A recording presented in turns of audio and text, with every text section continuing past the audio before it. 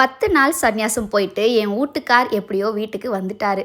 So வந்ததுலேருந்து ஒரே புராணம். 10 டேஸா வந்து எப்படி சாப்பிட்டேன், 10 டேஸா எப்படியெல்லாம் நான் மெடிடேஷன் பண்ணேன், நீங்கள்லாம் இல்லாமல் எவ்வளோ ஹாப்பியாக இருந்தேன்னு சொல்லிட்டு ரொம்ப நேரம் பேசிகிட்டே இருந்தாங்க.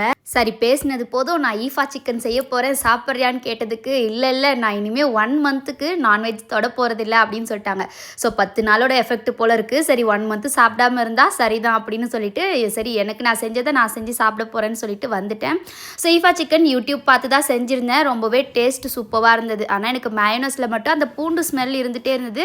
மேபி எனக்கு பூண்டு ஸ்மெல் பிடிக்காதுன்றதுனால வந்து எனக்கு பிடிக்கலையான்னு தெரில. ஆனால் மயோனஸோட அந்த ஈஃபா சிக்கன் தொட்டு சாப்பிடும்போது அவ்வளோ டேஸ்ட்டாக இருந்தது. அண்ட் நான் எப்போவுமே தந்தூரியெல்லாம் வந்து இந்த ஓடிஜி இல்லைனா அவனில் செய்வேன் இல்லையா, அது வந்து ரொம்ப நேரம் ஆகும் குக் ஆகிறதுக்கு. ஆனால் இந்த இரும்பு தவாவில் நான் போட்டது வந்து ஒரு 15 to 20 மினிட்ஸ்லேயே சூப்பராக குக் ஆகிருந்தது. அதுவுமே அது அவ்வளோ ஜூஸியாகவும் இருந்தது டேஸ்ட்டாக.